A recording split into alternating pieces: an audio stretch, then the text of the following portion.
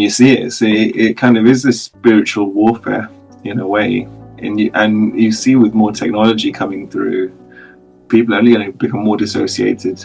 Mm. And it's about really when it becomes so technologically advanced and they have control over all the technology and banks and money, all this stuff. What are we going to have that can combat that? And that is our spiritual power. We won't have Yeah. anything else, right? Yeah. I think science is the field of things changing, right? Science changes, it evolves as we get new ideas and new information, we see and we observe new things. If it's not going to change and you're going to be stuck in an idea, that isn't science, that's a religion. That's like, Absolutely.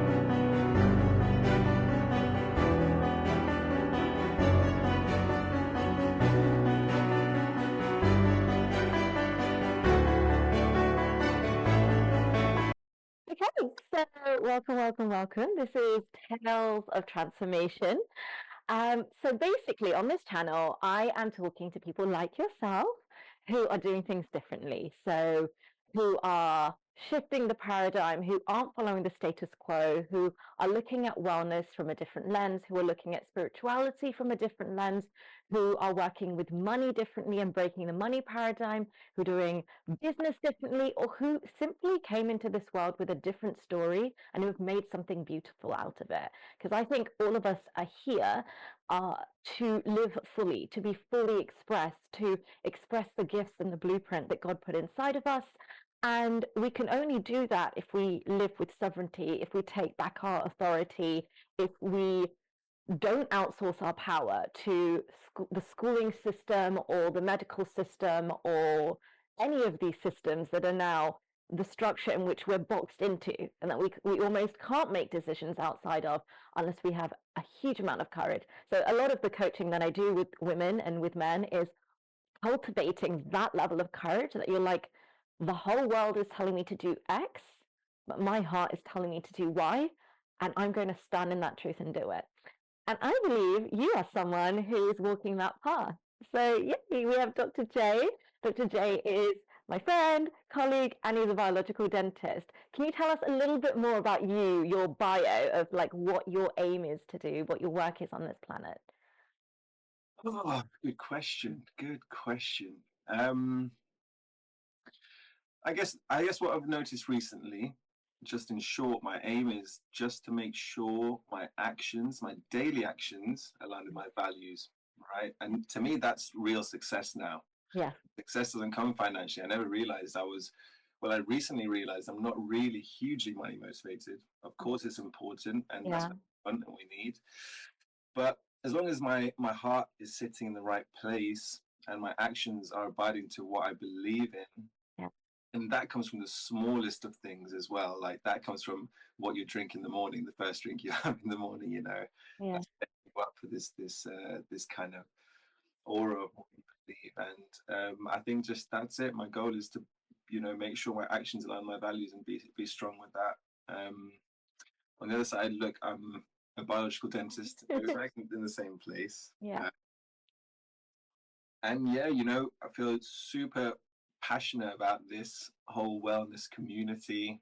Um, I think it's a rabbit hole for Hmm. sure. I think it's a spiritual rabbit hole for sure. Yeah. Um, I believe that you have to be somewhat spiritually aware to be able to understand the clients we treat, because Hmm. they're all on their own spiritual healing journey, and it all comes down to what's behind the superficial layer of health and the plaster approach.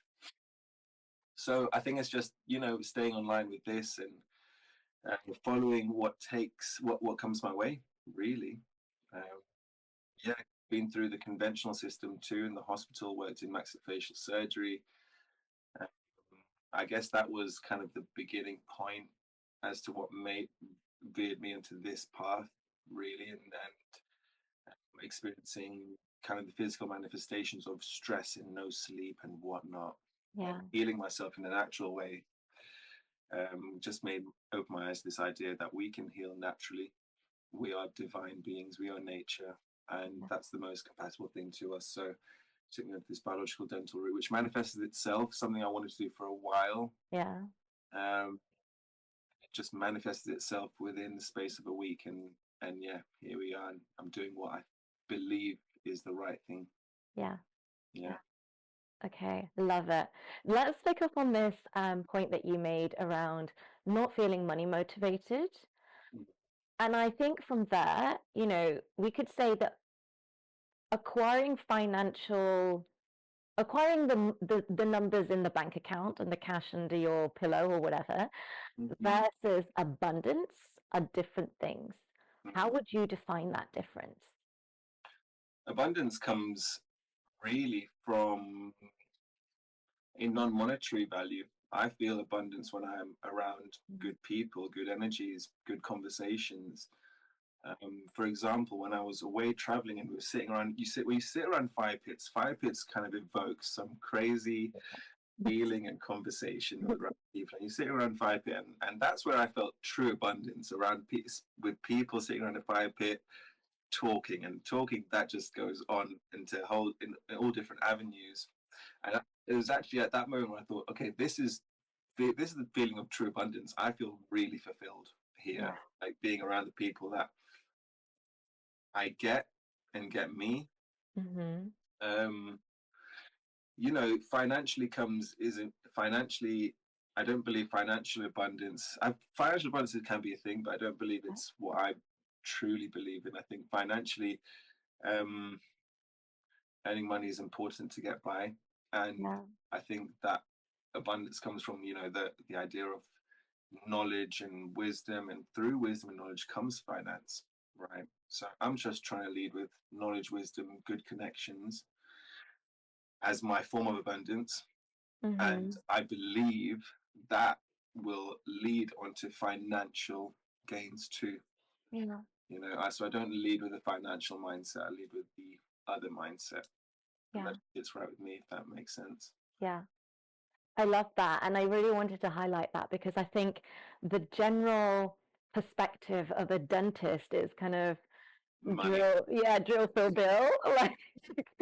And it's like, no, it's not necessarily true. And even people who are doing more conventional dentistry and are doing a lot of the cosmetic or restorative work, they may also truly feel the same way, but in their kind of respective area of interest. Like they enjoy producing art. For them, it's an artwork to create these aesthetic smiles and looking at the facial proportions and how that sits well with what that person wants to radiate as, and who they see themselves as, and how matching that up to how whatever veneers they're placing or the thing, etc. And I think this is a narrative that I'm always like, it's not true. We are humans too, not money grabbing robots. I mean, I've always worked in salaried anyway. This is it's been very recent since I've gone into kind of private practice. So yeah, salaried dentists aren't your me too. And let's put it this way: salary dentistry, NHS dentistry isn't crazy amount of money. No, really. No. So exactly. It's the idea, the perception of dentistry. Yes, I do believe my granddad was a dentist, and I do believe in his time, this dentistry had this aura around it of a luxury kind of, you're higher class in the community. You're a dentist. Oh my God, impression, all this stuff, fast cars, lots of money, and yes, maybe it was that, but I don't believe it's that anymore. No. Yes, it pays the bills, and there's a certain level of comfort. I'm super grateful for that. Yeah. But it's not an abundance of finance and money. You still have to work hard, and the system is hard work. Yeah. So, like you said, we're also humans, and at the same time, it's going on to another point. But at the same time, it's an emotionally draining job for us too. Yeah. We're taking on a lot of emotional baggage from our patients and resetting every 30 minutes, an hour, 20 minutes even. So that takes a drain. So it makes sense why I see all the older dentists that have worked full time, not healthy, not happy, working themselves to the ground. So yes, I think the perception of dentistry still sticks as if it's this high flying job, but actually it's not really. Not as glamorous as one might. Yeah. That's it. Yeah. Yeah.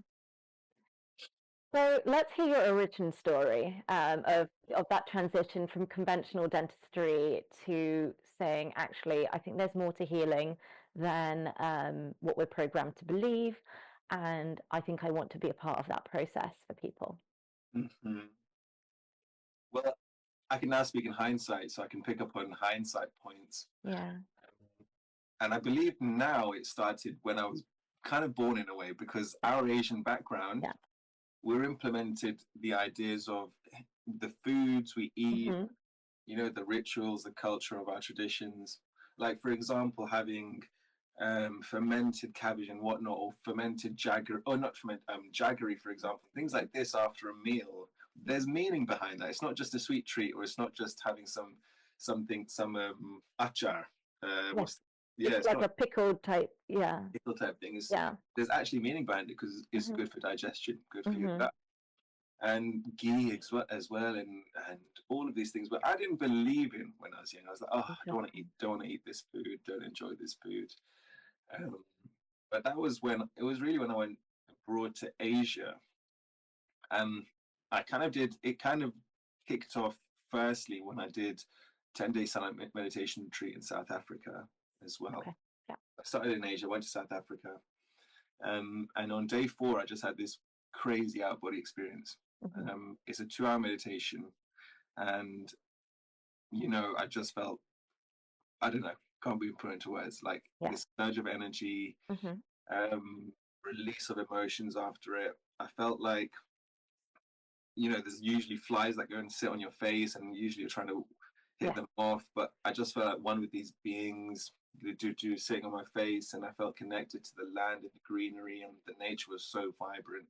And it was at the point I realized, look, all of these beings of nature, plants, anything, is we're all on the same similar energetic level, Hmm. which we need to respect each other in that sense. Hmm. And I believe that respecting that will come back for you and heal you in the same way, because we weren't put on this planet with pharmaceuticals and all this medication, this man-made medication. We're put on this planet with the divine nature, because that's what we are, and that's Yeah. what we work best with. So it was that moment, and then um, I was. We went to India not long after that, and I was experiencing alopecia, so bald spots on my beard. Alopecia is just this kind of autoimmune condition. There's no cause really, but I had big bald spots in the back of my hair, and I do believe it's from my hospital training, Yeah. which 2 years, loved it. It was a buzz.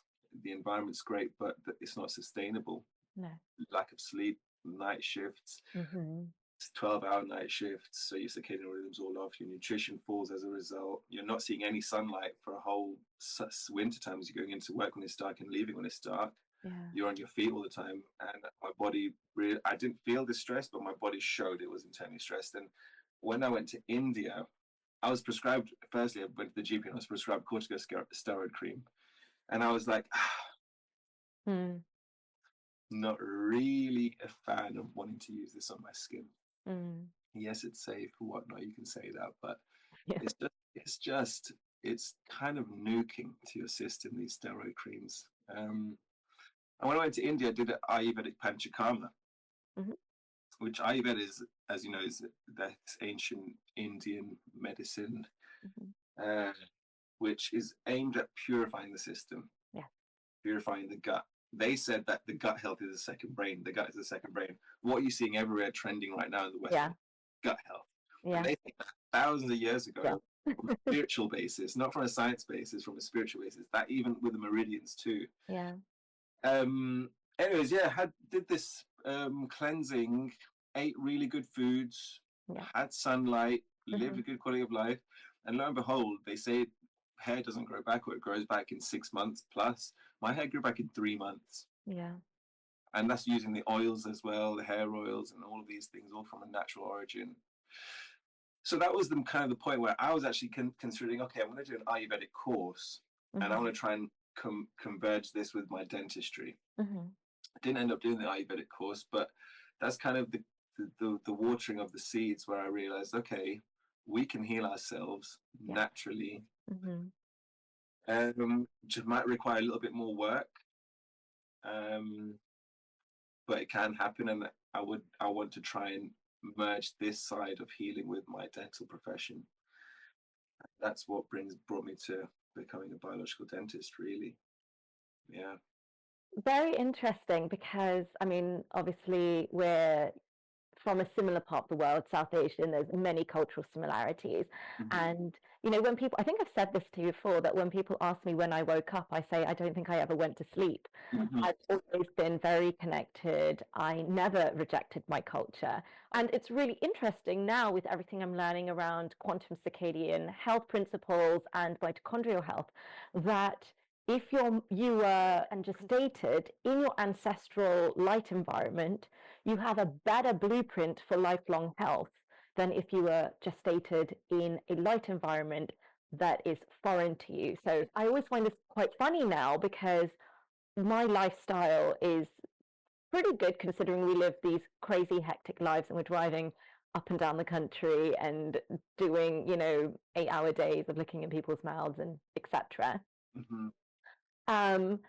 And I probably have more things going on with my body than, for example, my older sister, who was born in Sri Lanka and came here when she was 6 months old. And you think, okay, well, that's only 6 months.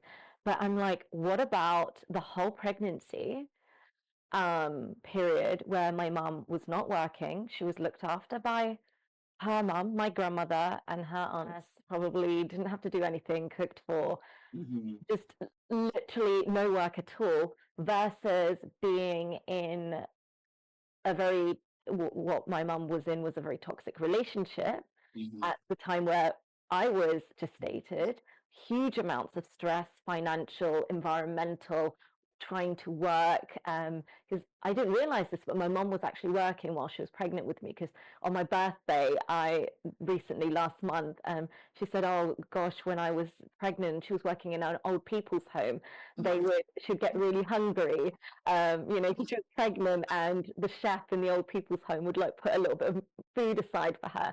And that made me really sad for her that she had to like suffer in that way, because she was only 22 at the time. And also for myself, because I'm like, now I'm having to repair the kind of mitochondria that I've inherited from that toxic experience, right? Yeah, I feel like God gifted me with the blessing of not falling asleep. I was very aware. So I was asking questions.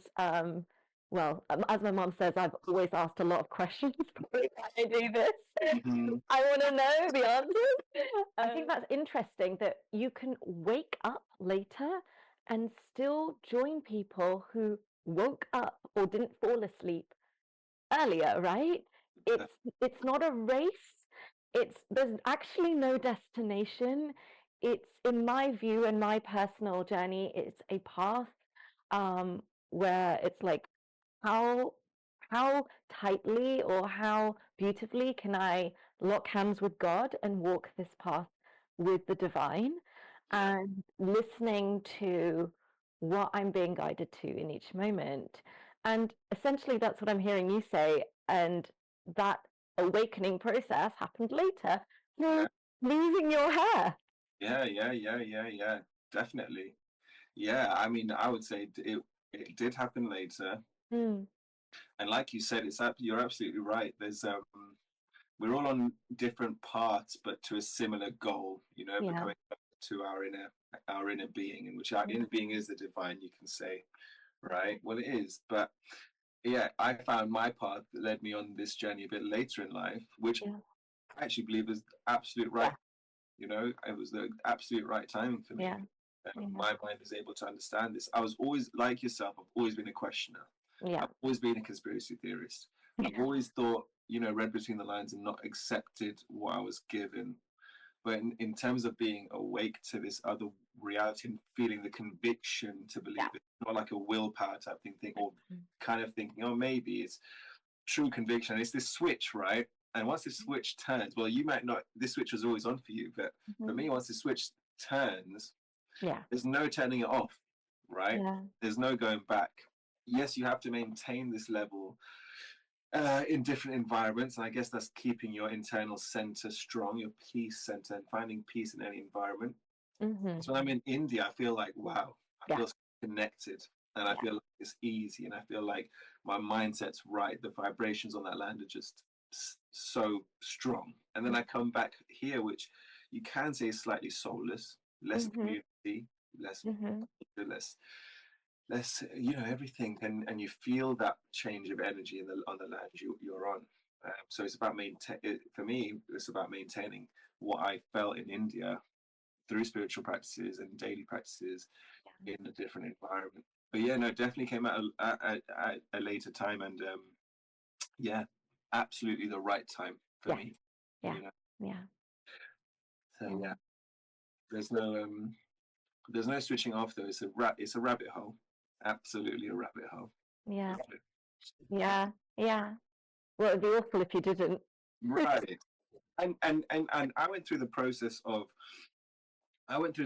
and you go through this process of being awakened, or that you look at other people that aren't, and you're like, oh, wish they were, right? You go through that process when you're starting off, and you're like, they just don't understand, etc. And then you get to the point where you're like, that's not up to you anymore, Mm-hmm. right? Yeah. And you love them for who they are and what they do, and that's not their fault. That's their own journey, and that's not your journey. And you can maybe promote and educate, but it's not up to you to tell how to what because some people do find us weird. Most people find us weird. Yeah. Yeah. You know? Yeah. And I don't care about that anymore. To be fair, Yeah. I don't care about that. Yeah. But to me, I just think sooner or later they'll maybe hopefully understand. Yeah. There's way more to things than the obvious. Yeah. Mm. So yeah. Mm. There's something you said in there of the sense of community. Mm-hmm. What do you think the role of community is in healing? Because traditionally, in both of our cultures, uh, family is, living with your parents and bringing your wife in and having your kids in all in the same home. And we don't do that anymore. And actually, I was thinking about this the other day, that I do want to create a life that when I have kids, that we have a home that is suitable for them to grow up, get married, and stay with us. Because Mm-hmm. I'm totally fine with that. I'd love my grandkids to be in the same house, Mm-hmm. um, and for us to share our abundance and um, support each other in our gifts, so that we can have this community, but also live beautiful lives. And I find it interesting that we don't do that anymore, because now we live in the Western world. Mm-hmm. And what's your experience of that, and what you think its role is in healing and in wellness? Like you said, support, huge thing. When are you going to get better support than your own family? Mm-hmm. Um, so I think having that support system and the same value system is very important to. I like you said about schooling and homeschooling. Mm-hmm. In the young years of a child's life, wouldn't it be better for them to be immersed in the family's values Yeah. rather than teachers' values, for example? You Yeah. know, they're developing their motor connections and neural connections. At the point they're taking in so much, they basically shape themselves off us, the Yeah. parent, right? Yeah. And I would want my kids to shape them off our values, our family values, not a teacher's values or a school values. So I think Yeah. that is really, for me, the base of community is maintaining the level of value. And Yeah. when you have a community, you maintain culture too. Yeah. Culture is really what kind of grounds us as Yeah. beings. When you don't have culture or something to believe in Yeah. or something to make us feel better, that's not like that's that's more ritual based. Then we're kind of relying on just the absolute physical world, and sometimes the absolute physical world isn't enough to make us feel better or feel more confident. We need something more than that, because that's the kind of being we are. That's our innate nature. So tapping into, and I believe the level of community and culture brings endorses that into a person. Like in India, community and culture is so strong there, right? Yeah. Sri Lanka, wherever in the Asian world, Yeah. and you see that you see as a result, people are out not on their phones as much. Yeah. Uh, they're out and about having dinner together. They're eating on the beach. They're doing real physical connecting physically. Yeah. Um, and through that, then that passes to the kids, and it creates this amazing cycle of passing the beautiful culture and rituals down. So Mm. yeah, I think it's super important, and like you said, here in this world, we're not so aligned in that sense, where you do feel people it's slightly soulless in a way. Separation. And yeah, people aren't happier because they don't have that. Um, they don't have that support system. They don't realize they need it because they may have never had it. Mm. And it's a kind of a lonely life in a way, and you're kind of confined to four walls in a country like this. Not shitting this country. I'm very grateful, Yes, of course. but Yeah. I can see the differences, and that level of lifestyle in comparison to that other lifestyle is like wow. Yeah. Yeah. Actually, to the point of being grateful for wherever we are, and of course, we definitely are grateful. So many opportunities. We wouldn't even be sitting here having this conversation if we weren't raised in a country where no matter how little you have, if you have the determination and the vision, you can make it. Mm-hmm. So the level of gratitude is beyond words. However, I think it might be, and I might be wrong, this is me and my conspiracy theory mind, that it might be that there is a force or, that 1%, whoever they are doing whatever they're doing in order to create these structures that create the sense of separation and disconnection. And that is now beyond the West. It's in the Asian world too. It's everywhere now. And it may be that it just rooted here first, and so we feel it. Yeah. And because we have these cultural connections and this strong lineage that has these healing traditions, we're maybe able to be more attuned to, oh my gosh, there's something not right here. But it doesn't mean that it isn't in the rest of the world that is connected to the internet.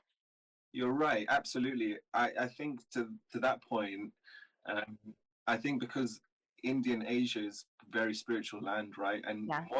modern spirituality is based off philosophical Asia. Yeah. That's what the perception of modern spirituality is in a way. It's shaped it, and it's hard to change my mindset of deep-rooted spiritual culture and Yeah. ritual.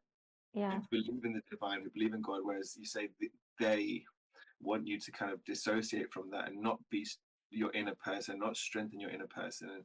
Um, so I think that's why Europe had less of that, and it was succumb to this idea first. The Western world succumbed to the control first. But you're definitely right. In Asia and what I'm seeing it, I'm seeing more fast food chains, for example. And Yeah. that land is based off homegrown, home cooked food. Seeing more fast food chains, seeing more westernization, because actually they're more naive and they think the Western world is Yeah. Hollywood. They want to be like Hollywood, but they don't realize the amount of knowledge and Yeah. Well, yeah, the wealth of knowledge that is there is they're absolutely leaps and bounds ahead of the mindsets here, yeah. right? They want the Hollywood, like you even see in the movies, right? Bollywood Yeah. movies shape themselves with Hollywood movies, and so. But you're right, it's infiltrating that land for sure. But obviously, that's coming down to this idea of culture and community. Culture and community is kind of strengthening people's mindset to not fall into that really, because they're keeping their traditions and rituals and religions strong, and that's what they probably don't want us to be. Because the thing about it, our ancestors were very spiritually inclined because they had time to introspect and go inwards. Whereas now we have phone screens, we have chemicals in our food, we have chemicals in our toothpaste. What do you do about that? and and is taking us away from our spiritual power. We're all capable of godlike powers, like Yeah. our gods in the past. Like I'm Jain, Yeah. Jain Buddhists and whatnot. The gods, they're humans. They're just spiritual Yeah. humans. Yeah. And like the idea of the Hindu god, they're not really elephants. It's metaphorical for the kind of the characters and what they possessed and the traits they had. So yeah, like we are going away from that, and like you and I, keeping the strength in grounding and being perceptive to this nature of the world, we can kind of break through it. But a lot of people can't see it really. and they think it's they think it's as black and white as they believe it to be. Yeah. Yeah. Yeah. Yeah. Yeah. And as you were speaking, something came up just in my mind that actually I believe that every corner of the earth had its own spiritual expression that made sense for the vessels that were there. So even in Europe, there was all the kind of druid, witchy, pagany type things. And obviously it's not my lineage, so I haven't really explored it. But there was this understanding that our power comes from nature and that we are a part of it. And what did they do with all of those witchy Drown them. women, right? And this is when I say they, I'm like, I think the they is so old. It's a well, they is a yeah, such a good point you raised there. Yeah, like they is really maybe a deep rooted systemic mindset, not a group of people. Maybe, yeah. It's like a deeper mindset of like we don't believe this can't be, it's not allowed. If you drown, then you're not a witch. Yeah, no. They're a witch. Other people dying. Yeah. I think people are scared of that too, right? People are scared of this idea of real magic, and people can't accept this idea of that magic is real. And like you're researching this quantum field now, you can maybe say that the quantum field scientifically explains our spiritual magic, right? Absolutely. But it's all connecting now. It's all making sense, right? Yeah. Yeah. And I would maybe come in with, what if they do know it's real and they don't want us to have it, and everything is designed for us to be disconnected from it, and whoever they are or whatever this mindset is rooted in actually is completely aware of the full human potential. And once because fear drives extreme behavior, right? It is extremely extreme to kill thousands, millions of women, burning them at the stake because the two main theories are they either didn't believe it and they thought, let's get rid of everybody that believes in it, or they believe in it and they really don't want that power out there. And I might be wrong, I don't know, I'm not God, I haven't seen it all.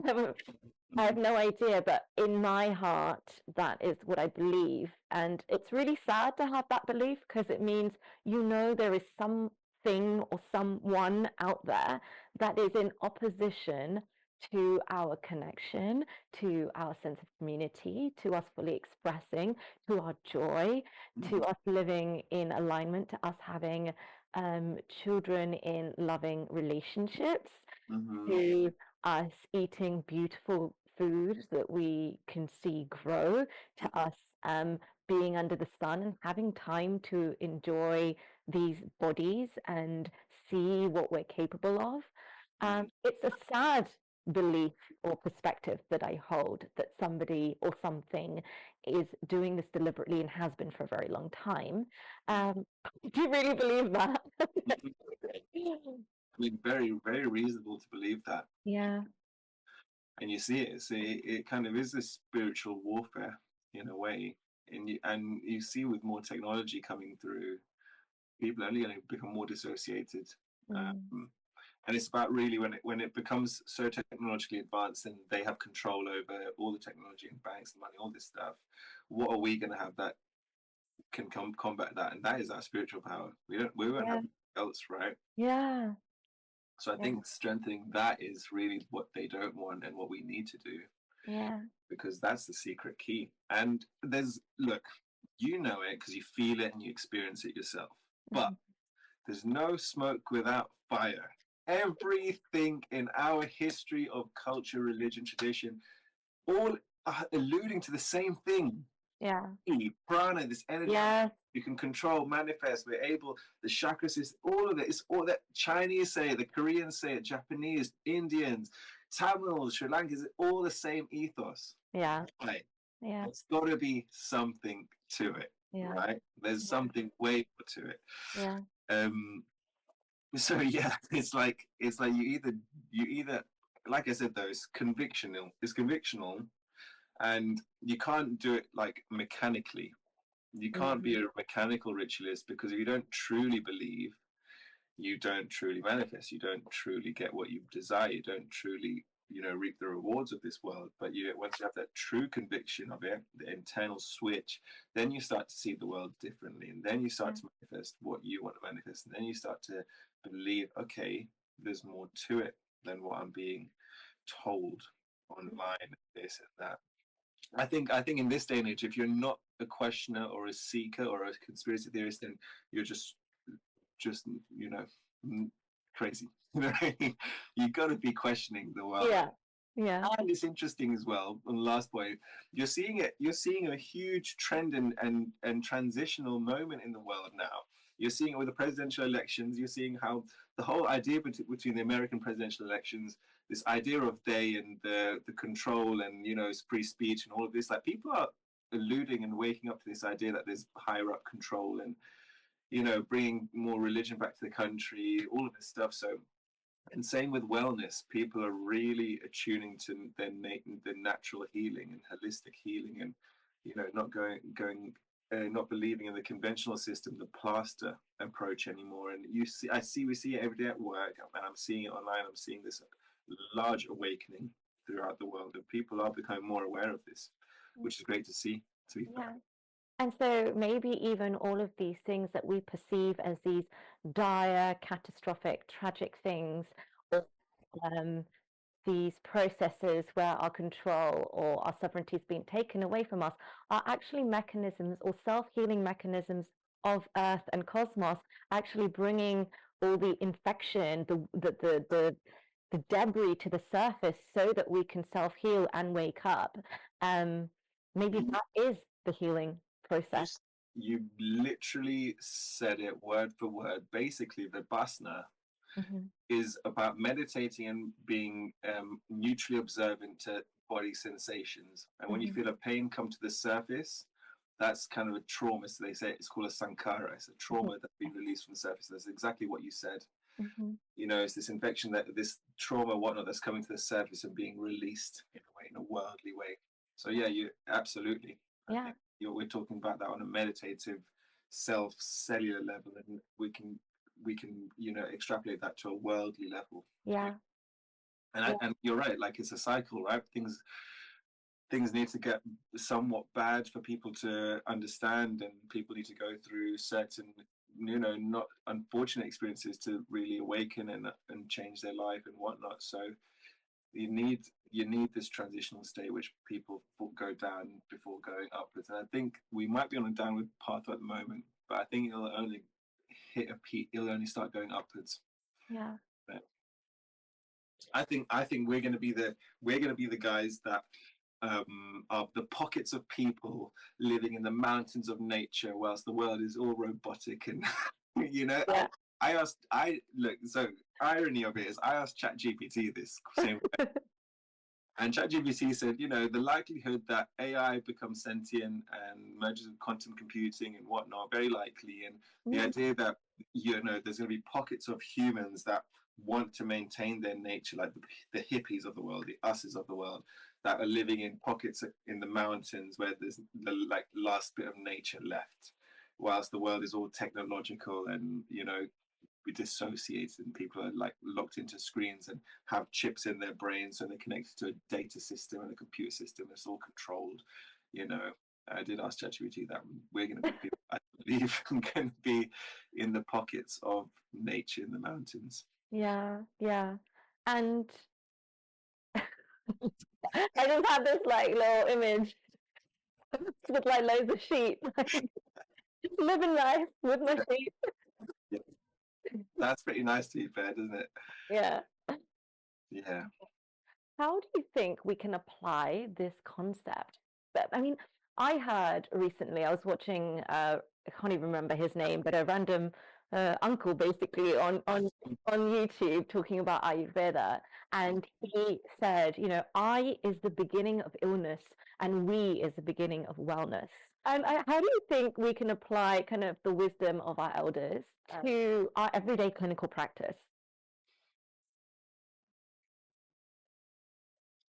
I think it's innately within us, right?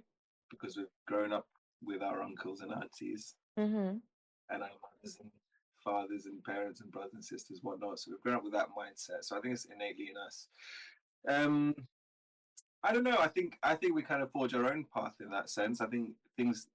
I also equally think things do change from perception, and I think we're bringing in a new generational perception to it, still holding the deep traditional roots. And I think we can bring our own twist to it, but keeping the roots at, maintaining the roots of the philosophy of it. So, like what we're told, it definitely goes on to our patients of nutrition and whatnot from what our uncles teach us. But I think it's our own little twist on it now. Because I don't think it's meant to. I don't think it has to say the exact same. As long as, like I said, the roots are there. Yeah, yeah. That's the main thing, really. Mm. I think one thing I'm noticing, especially working in the holistic practice that we both work in, is there's a lot of panic. Once people know there's all these toxins out there and that they could be healthier, etc., there's a lot of panic and fear, and it's like I just got it out of me, and I'm panicking, and like you need to fix me. And I think what I say is stress is a toxin. Mm-hmm. You can only do one thing at a time. Mm-hmm. Um, and let's pick the low hanging fruit, the easiest things first, and move up from there. And the other piece is actually, as a patient, Mm-hmm. be empowered enough to know that nobody is going to heal you but you. Because I think there's a lot, and I see this not just in our world, but speaking to others, that there is a lot of projection where the patient comes in and goes, here you go, you can take that, my stuff. And I think that actually is what we're experiencing in this kind of draining, like emotional drainage that you feel at the end of the day. I think that is this energy that's being taken, obviously unintentionally. No one's coming in being like, I want to steal your energy today. And I can only do what I can do. I bring my best. I have my openest heart and my best intentions for you. And you are your own healer. And I think that's like, if I could literally scream into a microphone and tell everybody on the planet, you are your own healer. Find someone that is in alignment with your vision of health and wellness and understand that they are a tool that you're working alongside. They can only operate to the level that your energy is open to receive. And if no matter how many amalgams you remove with our beautiful smart protocol and all of the wonderful ways that we have of treating people, you can't receive that level of healing unless you have a system that is calm, a nervous system that's regulated, and that is able to do the necessary detoxification process once we do our part, which is very mechanical, right? We do our best to keep the environment clean, and we take all the necessary clinical steps. But your system has to respond to that, and it has to be regulated enough. And that comes from what you do, like you said at the beginning, your daily actions of are my thoughts and my actions and the choices I make about the first drink I drink every day, etc. Are they in alignment with my vision of the life I want to live and the vision of I have for myself and my family?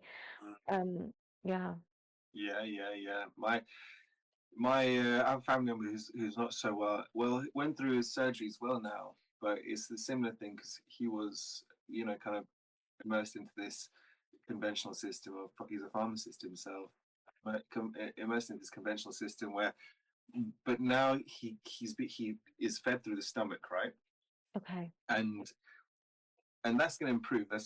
He can still drink and stuff, but feeding comes through the stomach at the moment. But it was this idea that okay, the NHS is giving him these milkshakes. Yeah.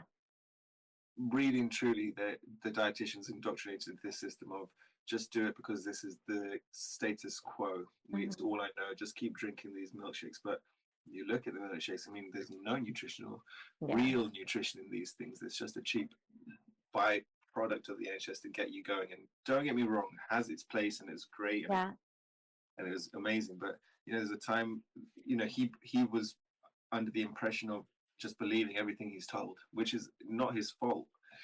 Where I come in, I'm like, okay, we need to look outside the box and bring in real nutrition now. So yeah, it is about that really. It's about people taking their ownership of their own health, Mm. and it really comes from belief. And it's so hard to instill belief in someone, and it's not your duty or my duty. We can aid that and help them to understand. Um, at the end of the day, it has to come from their own conviction. Otherwise, nothing's going to work, right? So, like you said, being a dentist, we are there to aid, and we are there as therapists equally. Mhm. But we can't. We're not. It's a piece of the puzzle. It's not that we're not curing. We are curing in a way, but they've Yeah. got to really live the lifestyle to heal themselves. Yeah. We're aiding them on that. And you're right. Patients do expect come to us and have all their questions and issues Yeah. fixed. Don't get me wrong. We absolutely try our best, Yeah. and we absolutely aid them on this journey. But yes, you're right. It has to come from them. But that's the interesting thing about our patients. When they come to see us, they are there. Exactly. You Yeah. know, come to see us for their consult, their biological consult, whatnot. It means that they have reached a point of, okay, I'm ready. I'm ready to take ownership of my own health. I'm ready to look outside the box somewhat, Mhm. and and realize there's more to it than just, what my doctor's telling me to take this medication. Mm. It's going to resolve one thing, but dysregulate 10 other things. We're coming in an approach which is trying to merge everything and make them all compatible with each other. So, yeah. And that's why I love the job we're in, to be fair, Yeah. because we're getting patients well attuned to their health. Yeah. And Yeah. well attuned to healing themselves. And it's been super eye opening for me, I'm sure for you, because you realize people are really healing themselves naturally and holistically from, Yeah. really progressed cancers and illnesses and Mm. autoimmune conditions. They are genuinely healing themselves Yeah. through a natural way, through energy work, through all sorts of different outside the box tools. Yeah. I'm like, wow, like there is there, and that's just putting fuel to my fire in this wellness community, because it just gives me more belief that this stuff really works and Yeah. people can heal themselves naturally. Yeah. Yeah. Yeah, but they come with a lot of emotional baggage too, Yes. which is an Yeah. interesting point, Yeah.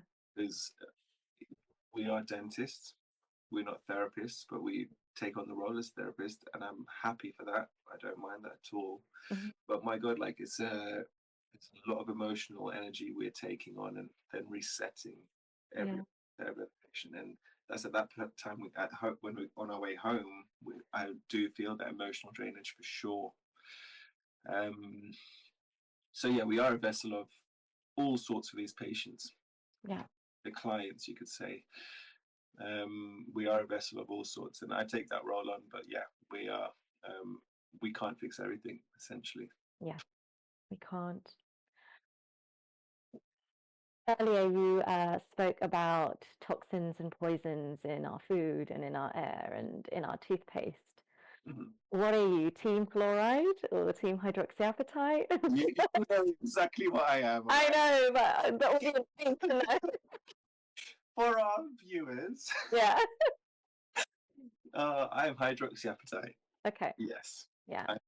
You want to know why? Yeah. Yeah. We want to know why. You want to know why? All right. Well, through my research and through what I know, I do believe that it just makes sense, basically. It's just logical. It's what it's made of.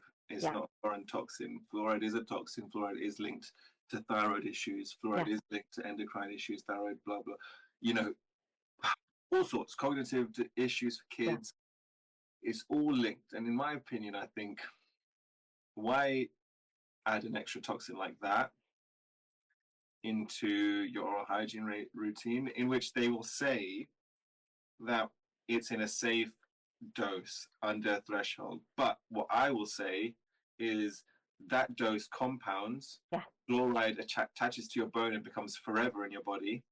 So compounding brushing twice a day over many, many years, going into your bloodstream, through your gums, all this stuff, kids likely swallowing it, Yeah. worst thing for them.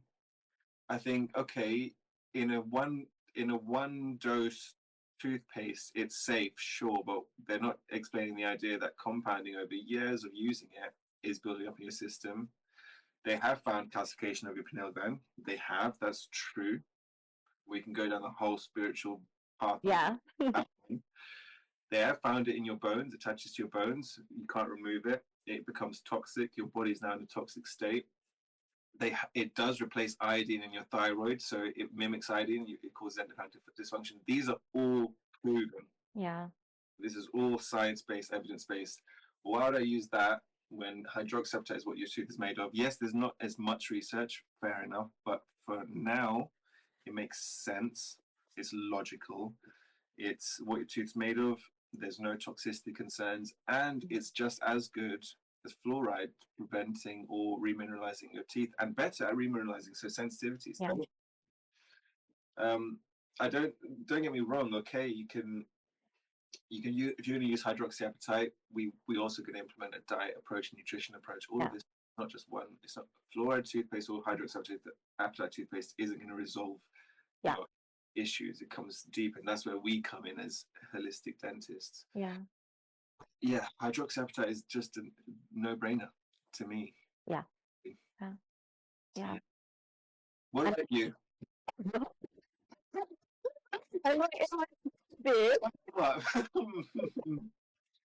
What? I mean, seriously, with my baby nephew, I don't believe he's had fluoride, because as soon as he got teeth, I was like, oh, here's the hydroxyapatite toothpaste ready for you. The best way to heal is to not get ill in the first place. Definitely. So, you know, prevention is a huge piece. It's the most important piece. I actually think you can probably run a whole dental practice based on prevention alone. I do believe that. And I know that probably isn't a popular opinion, or that many people don't believe that. And again, like referring back to what we were saying before, that people think that we just want to do work in their mouth. My approach is generally really quite cautious and asking the question, do we actually need to do this? Is it okay as it is? Yeah. And doing as little as possible to move the needle as far as possible. And so if that means when we have children, we don't have to put them through the need to ever detox from anything, and we establish a baseline where it's absolutely normal to eat a remineralizing diet, and one that builds their health and doesn't introduce a huge amount of toxins, etc. And we use hydroxyapatite toothpaste, and we look at we consider their airway. We don't wait until they're in their teens and then pull teeth out. Huge problem. One of the things that frustrates me the most about the only dental treatment I've ever had is orthodontics, and they took out premolars, and it frustrates me because I can see how they've held my lower jaw back from doing that, and it drives me mad. It's crazy, that, isn't it? Because how is this idea of airway approach not ever taught in conventional dentistry? We were never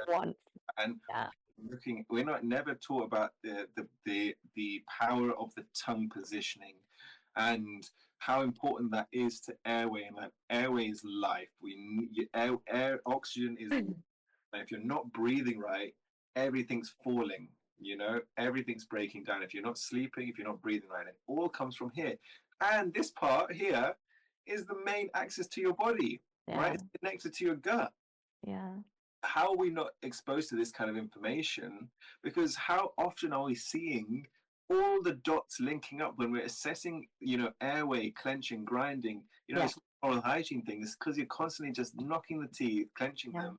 You have broken teeth, and conventionally it'll be like, okay, you're not brushing well, or you're not, you're eating a bad diet, right? But there's way more to it, and I'm just shocked because most of our patients are coming to us with health issues, and then it lines up that they're not sleeping right, they're not breathing right, they're mouth breathing, they're not nasal breathing, they're clenching, grinding. All of that's putting them in this stress mode. All of that's putting this fight or flight. All of that's exacerbating their other health issues. Making their body more inflamed. Yeah, and that was maybe the biggest shock for me going into this role, where it's like there's so much more and so much more logical stuff, right? Yeah, It's being, that I never thought to look at before. And it's not anyone's fault, right? It's what we're taught. yeah, But when you see it, you're like, wow, okay, this mouth, the mouth is a huge piece of the puzzle. It's not just a dissociated part of the body where you're just drilling, filling, and billing, like you said. um, I never thought of the billing part. Actually, it's quite good.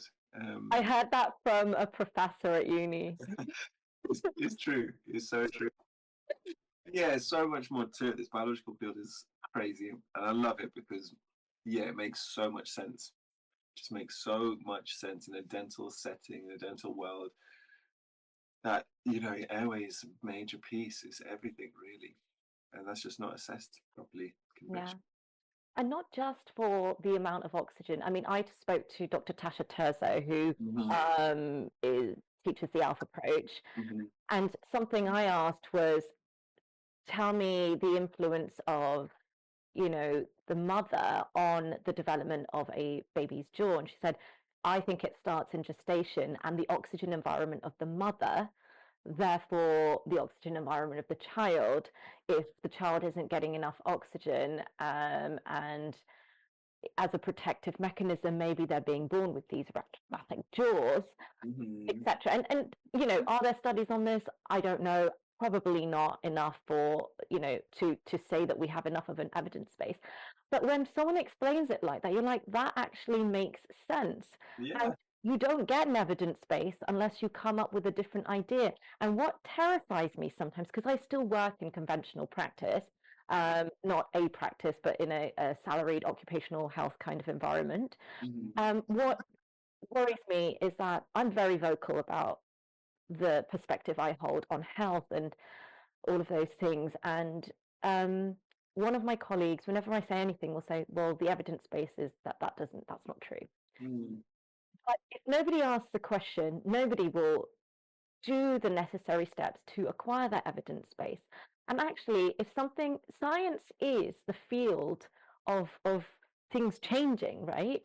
Science changes, it evolves as we get new ideas and new information, we see and we observe new things. If it's not going to change and you're going to be stuck in an idea, that isn't science, that's a religion. That's like, Absolutely. that's indoctrination, and that is, I don't know any other words for it, but it's, Well, the key fact of science is questioning, right? You have to question and disprove a theory or prove it. You don't just accept it. Mm. Yeah. And if you have people that are coming in and have done enough of their own research or their own self-inquiry to say, I don't believe that taking 40 healthy teeth out of my 10-year-old is a good idea.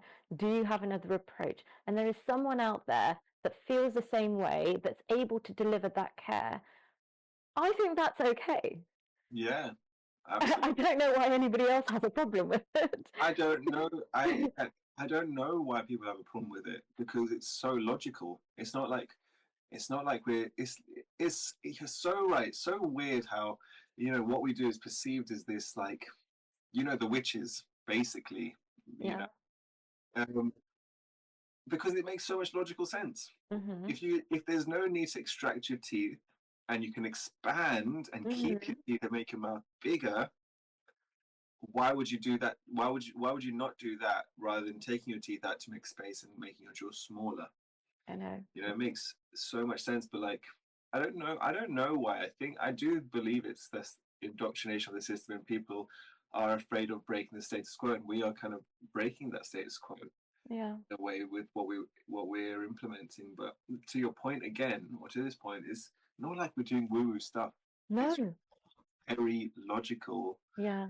very science based, Yeah. and it's nothing crazy either. No. Nothing crazy. Like, the smart approach to removing amalgam fillings logically makes so much sense. Yeah. Like, why is that? Why wouldn't you? Yeah. Why would you allow your patient to swallow all that mercury and metal? Yeah. Yeah. And that's extrapolating in what we do. You know, why would you not look at the airway? Why would you not look at the tongue positioning when you're Yeah. doing assessment on Yeah. on a patient? Why would you, you know, not do? Yeah, it's bizarre to me how people just don't take it on. Interestingly, though, my brother's studying in final year at dentistry, Okay. and he was like to me just this past weekend. He was like, "Jane, um, you know what the big talk in town is? Biological dentistry is becoming more and more accepted and popular." He said initially when I started, he's like, maybe 7 months ago, he said, you know, some people think the tutors even believe it. Like I tell them that you're doing this, and they have questions and they don't understand it. But then this time he said, you know what? The talk is now this whole biological field. People, students are believing it and understanding it a lot more. So it's good to see that, and I do believe it's only going to grow. Hmm. It's only going to become more widely accepted.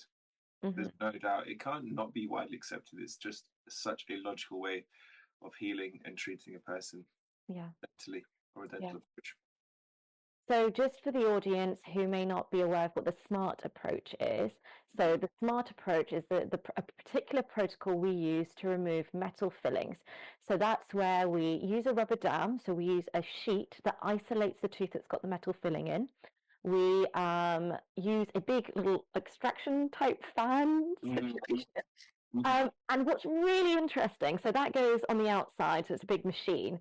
After you've finished, or you can see these metal deposits all in that tunnel. Mm-hmm. And if we didn't have that there, we would be breathing that in, and the patient would be breathing that in, and our colleague, our nurse, would be breathing that in. So why you would think that is okay for that to go into your body, to sit in your lungs, where it will sit because your lungs doesn't have an ability to get rid of that. Um, and if it enters your bloodstream, where does it end up? It's going to deposit on your organs. That's just logical. Why would you not want to protect yourself from that? Yeah. It's also shown to be found in the placenta, right? It's also been shown to be found in the brain. Yeah. Um, and it's also been shown that parasites love to feed off mercury, Yes. you know, Heavy metals. Yeah. heavy metals. So Yeah. where where is the illogical nature of that? I mean, Yeah. it Yeah. makes absolute sense. And Yeah. conventionally, you know, people are still drilling out metal fillings in the suction ear, but a lot of that goes into a patient's mouth and swallows it. Not Yeah. healthy. Yeah. So Very. I don't know. I think people are just a bit worried about the system changing, and that's a natural human approach to Yeah. Resistance. resistance. Um, like even some of my friends think it's weird, you Mm-hmm. know, and I'm like, it's kind of obvious logical stuff, and sooner or later they will understand that it's really like makes sense. Yeah. You know, I think I'm the first person in my friends group or my circle or my year to go into this field. No one ever knew biological dentistry when I was studying Mm-hmm. about it or understood it. So like what I'm doing and promoting or educating in the sense, initially I thought, shit, man, I think people are going to find this weird. Yeah. But now I'm so passionate about it. Yeah. So passionate about this wellness field, and I feel this is my niche of dentistry. So Yeah. I'm gonna keep singing till the cows come home. Yeah. Lots of cows coming to the mountain that you'll be living on. Yeah. And actually, especially the airway stuff. So airway dentistry, again, explaining for anyone that's not a dentist, that doesn't understand what we're talking about in terms of airway dentistry. We are of the view, and again, none of this is medical or dental advice. You do your own research, make your own decisions, and we're not criticizing the mainstream system. Everything has its place, and often it's well-intentioned people that have been taught at a particular level, and that is what they truly believe in their heart, and they're doing it with good intentions, right? So just wanted to say that. But airway dentistry, do that again. Disclaimer, yeah. There's always a disclaimer at the beginning, just in case. Airway dentistry is the understanding that your facial bones and your cranial bones and that craniosacral complex and your fascia and your muscles are not these isolated things, right? They're this interconnected system. So if you take teeth out, your jawbone is a tooth dependent structure.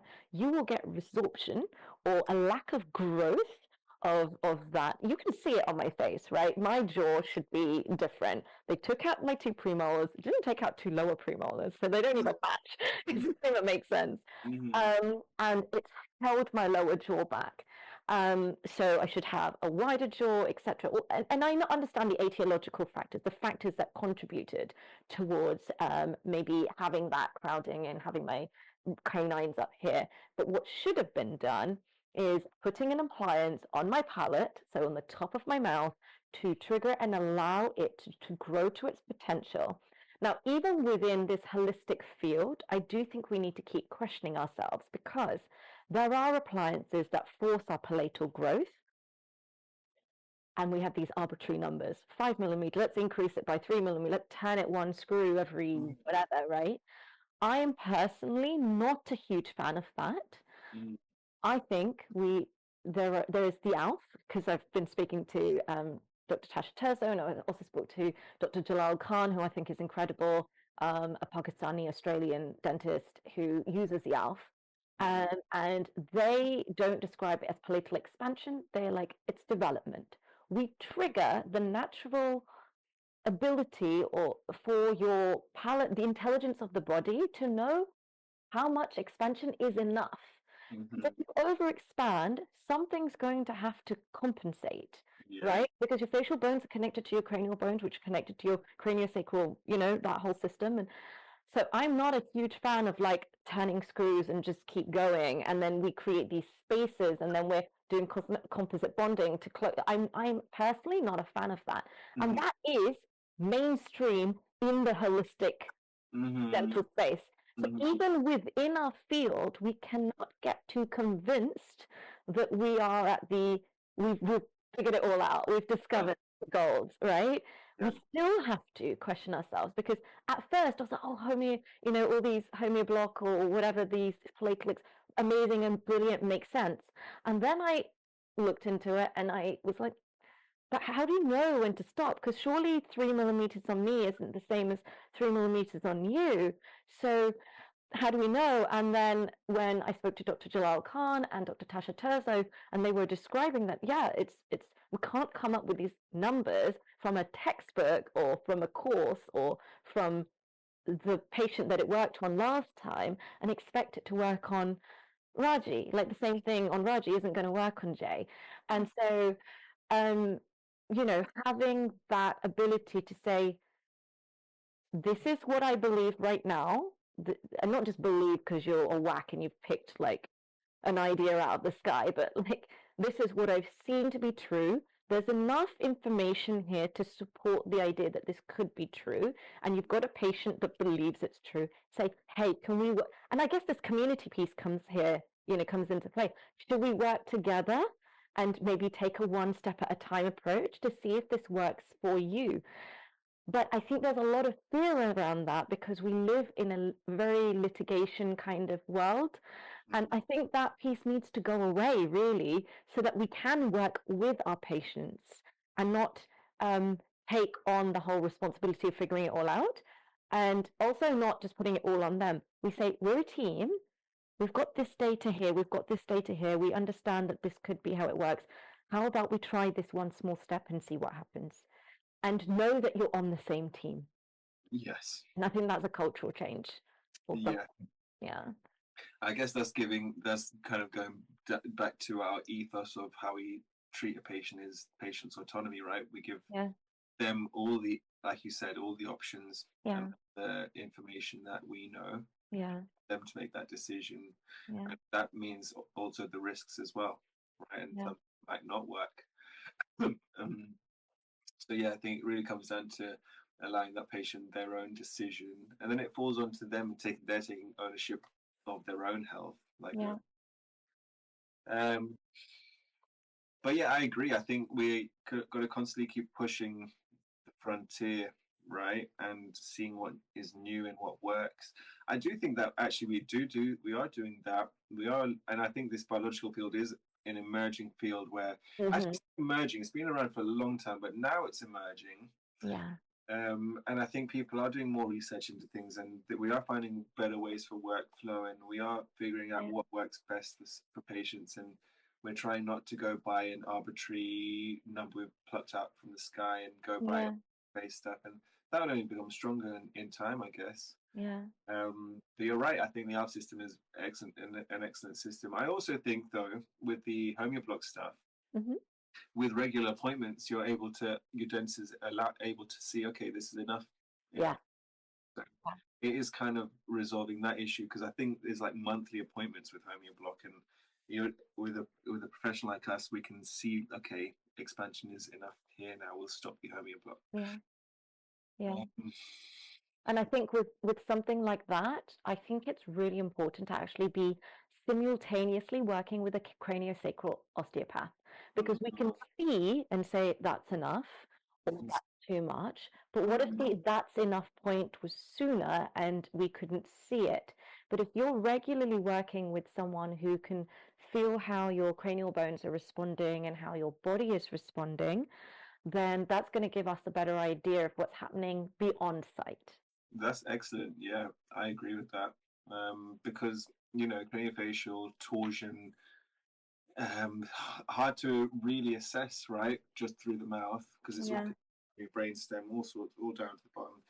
So yeah, having a professional in that field to kind of work with us it's a great idea, actually. Something we should mention, or we should think about. Yeah. So the other day I was talking about ozone in my other practice, in my other job, and the immediate response I got was there's no evidence that it works. It theoretically should work, but there's no evidence that it works. Can you tell us a little bit about how we use ozone and why you think it works? I mean, there is literature that it works. There is literature that it works, and it's not just used in dentistry. It's used in other forms of healing and healthcare too. So basically, ozone is what's created when you have a thunderstorm.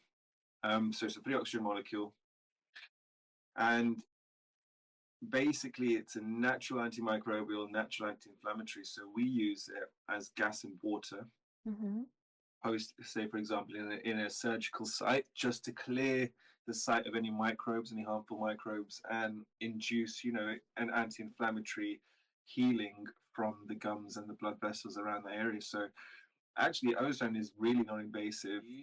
There is literature to say it works. So again, another thing that's very logical what we're doing, and not stuff that we're just plucking out of thin air. It's actually science-based. It does work. We would use it in extraction sites, implant sites, any surgical sites really. We'd use it in tooth decay too. Deep decay, we can ozonate that area. Yeah, and it's a really non-invasive approach. So to me also it makes absolute sense. Why not? And perio, we use it in perio. Yes, indeed, huge perio. Yeah. So yeah, I think that's something that it's another piece of the puzzle, and it's something that's gonna be accepted sooner or later. Yeah. But again, look, ozone is nothing new. Exactly. Yeah, it's not. Always been there. When it's nothing new. Yeah. I guess now it's becoming more apparent and well known, and now people are questioning and understanding. But it's just like hydroxyapatite toothpaste. It's not really that new. It's not. It's not new because it's been in our bodies for millions of years. And look, more and more people are researching it, and the research says that it's very good to use. So yeah. And so just to explain, just again for the audience, fluoride, just summarizing, fluoride works by, it goes through a reaction with the calcium and the phosphate in the saliva, and it creates fluorapatite, right? That's the mechanism through which it's protecting your teeth. But as Jay already explained, fluoride also comes with its own side effects. Neurotoxicity, hepatotoxicity, the impact on IQ, the pineal gland calcification. I've actually seen imaging of this pineal gland calcification at a retreat.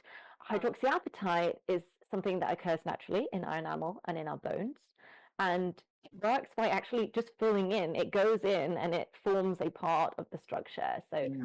the cracks and grooves, etc., of the teeth. Mm-hmm. Like Jay said, you can't just rely on something that comes in a tube, no matter what's inside of it. If your diet is out and your light environment is out and you don't actually use a toothpaste or toothbrush, and you're not cleaning in between your teeth, you're Breathing right, mm-hmm, your mouth breathing, clenching, grinding, all these things. yeah, all of that impacts and has a role. Mm-hmm. I love how you mentioned Ayurveda and your idea initially, and that came from your brain, right? Your logical mind was like, okay, this makes sense, and I'm already a dentist. I wonder how I can put them together. And you've not started walking that path um, in a official way yet. Mm-hmm. So you are in your embodiment, but you've Mm-hmm. not sat down and done a course. And I think that's beautiful actually, because the right moment will come. You Yeah. won't even need to be like, oh, then I'm going to tick this box and do the next thing. And Yeah. the moment will come, and it will be right, just as it was right for you to wake up through your experience in your travels and with your alopecia and all of those things, and you already had those seeds planted with your lineage and your cultural upbringing, etc. So the moment will be right. But um, what I find interesting is Ayurveda as it's just a life science. It's a study of life, Yeah. and it's looking at the human as a whole in connection as an aspect of nature. Because even the like the prakritis and all of the different labels that you can get, yeah, the doshas and things, it's Yeah. all related to the elements. And if we look at ourselves from the perspective of being made up of these elements, then we are no different to the tree or the sand or the whatever, because everything's made up of the same things. And at an even more microscopic level, we're all made up of these subatomic particles, which is why Ayurveda is so incredible, because it's thousands of years old, and it it's kind of woven in with the concepts of quantum physics. Mm-hmm. Correct. It's wild. It's like so smart. It's Yeah. so crazy. What I guess my question is, like you said, your brother's now in final year of dental school, and 7 months ago you're saying, Jay, I think everyone thinks you're a bit wild, like you're a bit crazy. None of Mm-hmm. what you're saying is making sense. It's not what we're taught in our lectures and our textbooks. But now, 7 months later, he's saying, actually, I think it's like the buzzword. Everyone's talking about the oral systemic connection, Mm-hmm. right? Mm-hmm. How would you describe the different mechanisms through which the mouth or the oral system and the systemic are connected? Like, what does that actually mean? What does it mean? Okay. Well, there is a clear bidirectional nature from our mouth to our general health. Yeah. That comes in a plethora of ways and manifestations, in a sense, like the bacteria found in the bad bacteria found in your gums. That DNA of that bacteria has been found elsewhere in the body, so we call that this translocation. That bacteria starting in the mouth is going to the bloodstream, transporting around the body, is found in the heart. Same DNA of those bad bacteria. We're looking at expression of inflammatory markers through infections and inflammations of bones and whatnot. Microbiome analysis is detecting Yeah. detecting what microbes are living in your mouth, and therefore is it causing oral dysbiosis and gut dysbiosis, and Yeah. the type of microbes in the mouth gives you an indication of what, if you have infection or if you have this or whatnot. um like we said about expansion of the jaw, creating Mhm. tongue, allowing the tongue to sit, releasing tongue ties to allow the tongue movement and to sit at rest towards the front of the mouth, at the roof of the mouth, rather than being pulled back in the mouth and causing an airway issue. Yeah. Then that leads on to clenching, grinding, mouth breathing, and not nasal breathing. And nasal breathing is optimal, right? Yeah. So your question, yeah, loads of links, loads of links, and it's all about really painting a picture, right, Yeah. of different what the patient's experiencing, their symptoms, what they believe. Are they sleeping well at night? You know, sleep is our only anabolic phase. It's the only time we grow. It's the only time we recharge. If you're waking up at night because you're not breathing right, sleep Yeah. at how many patients do we have with sleep disorder breathing? Loads. Yeah. That's just seen as a thing, you know, conventionally. Take a CPAP machine, just get some oxygen on your nose, go to sleep. But Yeah. again, typically that's the plaster approach, right? It's not Yeah. the root cause approach. Whereas we're bringing this root cause approach. Okay, you're not breathing right because your tongue isn't in the right position. We need to resolve this. We need to stop you from mouth breathing. We need you to nasal breathe. Nasal breathing is optimal. Nitric oxide, that's connected to blood pressure, lowering your blood pressure. Um, and then what they say in pranayama, prana, life, oxygen, air is life, right? All of this stuff. So there's a huge connection with the mouth and the body. Huge. Yeah.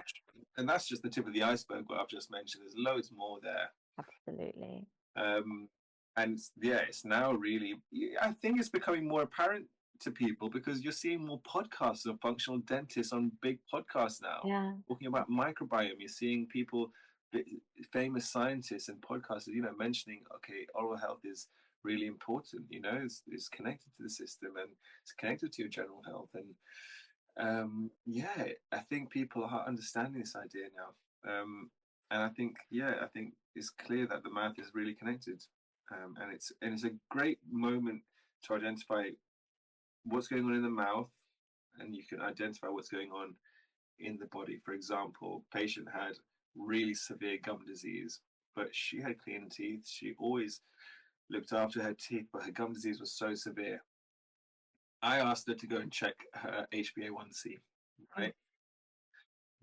Another link, gum Yeah. disease, diabetes. Yeah. She came back as very highly pre-diabetic, right? So Yeah. her glucose control is all over the place, and Mm-hmm. glucose intolerance, dysregulation is feeding the bad bacteria in your mouth Yeah. and your gums. It's reducing your immune system to fight gum disease. It's exacerbating and making it worse. So, you know, these are the links that we're making, and there's so many links. That's just another one, yeah. So it's really outside the box thinking in a Yeah. way.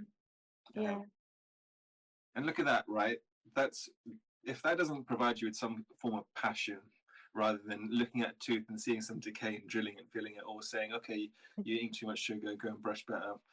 If that doesn't invoke some passion that actually, shit, what we're doing is super, super important. It's a major key player Yeah. to optimal health, then I don't know what will, because it definitely lights my fire, realizing that okay, well, there's more to what we are as dentists. There's way more to it. Yeah.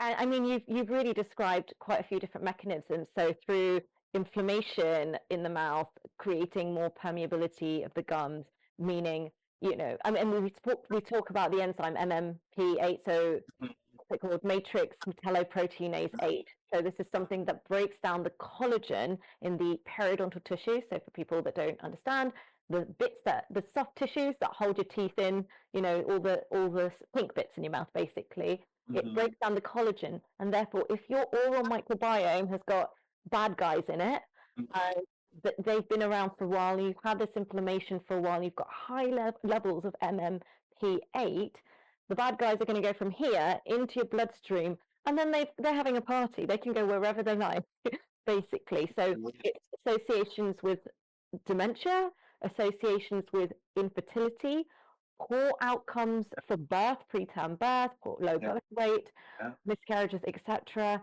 In men and women, fertility issues. yeah. And the last holistic dental conference I went to, we had a colorectal surgeon, I believe, and he was saying he was isolating um, bacteria that was only the only other place he could find it was in the mouth in these cancers that he was getting out of people. That Mm. was a really bad description of what he said, but you guys get the point. So yeah, I mean, there's that mechanism, and then, like you said, How much oxygen are you getting? Is your palate the right size and shape for you? Is your tongue sitting in the right position? How does your tongue have free movement? Do you have a tongue tie? The fascial connection between the mouth, the jaw, the tongue, etc., and your pelvic floor. Pelvic floor pain in women, huge problem.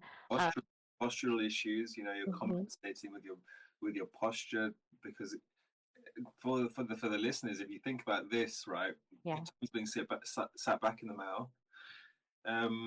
Now your airway's narrowed. You're naturally moving your neck forward to be able to make that airway more patent and breathe, and that's causing you to start slouching, right? There's so many crazy links. So many links. So for people who want to have a good jawline, definitely got to think about coming to see us. Have a look at your airway. It's in the beauty space too, right? There's a lot of Instagram accounts I've now seen on doing myofunctional therapy for I'm seeing like little kids on TikTok doing it. It's like trending on TikTok. Oh gosh. And they're like doing their jawline, like if you want to draw like this, doing all these tongue exercises. I'm like, whoa. My cousin who's 16 told me that it's all over TikTok, this myofunctional stuff. And I think that's a great thing. And also it's a little bit worrying because you can't take one thing and use it in isolation without understanding the whole picture, because then that's almost a symptom of the original disease of we keep isolating things and not maybe it's even that community of understanding. Yes, community is us with nature, community is us with each other, and community is understanding that we aren't just this like personality that comes from our head because we think who we are is up here. We are this, how many cells we have, like 120 trillion or whatever, but I think we've got like 3 times the amount of like germs or microorganisms. We're more bug than human cell, and we need them, right? We need them. If you didn't have any of those, you would die. And we need to work in community with those microorganisms and nurture and cultivate the ones that are beneficial for our health. So community almost goes way beyond us living communally with our parents and with our cousins and sisters or whatever and our kids. It goes to like a cellular, microscopic level, and even how are these electrons communicating? What is the energy around the cell? Like what frequency are we emitting? And with your description of clenching and grinding, it's like, okay, well, if you're clenching and grinding and you're in that stress state the whole night, how do you then express your highest blueprint, your gifts, who you're supposed to be the next day? Exactly. How are you, emitting those frequencies of as a human to enable you to succeed or enable you to be your best self when you haven't rested or you're having more functional issues? Yeah, absolutely true. And that's where it all falls into line, right? This is this idea of this philosophical approach and scientific approach and merging the both. It's like in Indian, it's called Gyan and Vigyan, philosophy and science. And in India and Asia, they really have merged those two forms of healing. You have acupuncture, homeopathy, Ayurveda, and then they meditation, yoga, and they merge that with a scientific-based healing. But here, I believe it's very numbers-based, and if it's not data-driven, it's not believed in. But I do believe that our numbers-based approach with maybe airway breathing, etc., is now extrapolating to our philosophical type healing of our aura, our energy, our the way we're expressing ourselves as a spiritual being, and they're merging as one. And if we can merge, though, as humans, they're merging as one, and if we can merge both the different types of healings as one, is what we're doing at our place, that is giving our clients allowing them to be the most optimal self, right? The highest being of themselves, more than what meets the eye, for sure. It's more than what meets the eye. Yeah, and actually holding that as like a mantra of like, there is more here than I can see. And so almost also trusting the patient's intuition. When you were speaking about the merging of these different concepts and the way these things can work in collaboration with each other. I think what came to me was that I don't even believe that Ayurveda or acupuncture or yoga or whatever is a merging of. It was just never the separation of something that was inherently always together. So the concept of merging in this particular field of health, healing, wellness, etc., was actually documented and developed based on its original blueprint, we could say, because the mind, the body, the spirit, the energy field, the structural, the cosmos, the electrons, at a microscopic and subatomic level, none of that was ever designed to be in separation.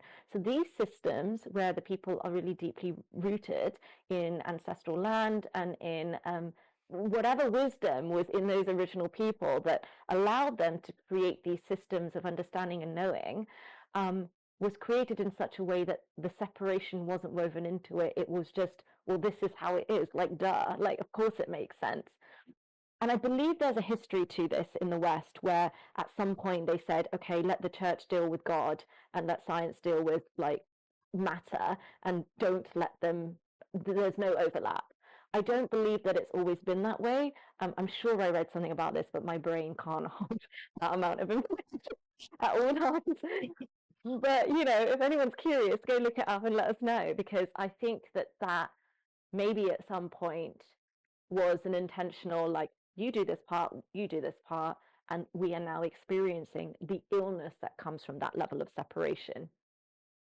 Correct. Yes. And I also think that science, like you said, the philosophical type healing was always there. I think science is based off that. So Yeah. science kind of blossoms from philosophy. So Yeah. we can't disregard philosophy. We can't disregard our ancient teachings. We can't disregard our ritualistic healing and whatnot, because they are the foundations. Yeah. They are our foundations for sure. Yeah. They're our foundations to being our true nature, divine self. Yeah. Because that's what they're based on. They're based on allowing us to be our closest to nature, closest to what we are, not further away. That's amazing. Yeah. It's when you said that science is essentially rooted in philosophy, even if they don't want to admit it, or even if that's not how the narration goes, because even through science, the truth of how things actually work is being revealed through quantum physics. It's completely throwing everything out, like the Newtonian model and the cause and effect, like, this goes in, that goes out, no longer works when quantum physics, okay, cool, you want science? Okay, quantum physics. We've got science, and it's basically proving that all of these spiritual teachings are rooted, mysticism and wisdom teachings, mystery school teachings, from Egypt to India, from the indigenous people of the Americas to China, to even to, I guess, the mystical teachings in Europe, which I don't know much about, like I said. If we were to dig those up, I assume that the core teachings are the same, and that, all those science evidence-based needing people could take concepts from quantum physics and say, actually, there's this massive parallel here. Yeah. Yeah, it basically explains spirituality, doesn't it? Spirituality explains quantum physics, which is kind of scary in a way, because there's like, it's now showing it on quantum physics is giving us an imagery of, Yeah. spirituality is more a feeling Yeah. that we feel. So like, it's kind of scary to see what the imagery of what we feel looks like, this, like on a subatomic level, and how how we're able to control ourselves on a subatomic level, because those are the absolute building blocks, right? The smallest of nature. And if we can control that, and in a subatomic level world, magic exists, magic happens. And that goes with I was learning a bit about quantum botanicals Interesting. And I was learning about how the flower essences and power of flowers, right? And how they literally are living things and communicating with each other, and they're communicating with us. And like, I saw in a video at one point, like a plant at home knows when you're coming home from like a huge radius, like it can feel your Oh frequency. my gosh. It starts perking up before you come home. Oh my gosh. I kill all my plants by accident. I'm really bad with plants. I can't.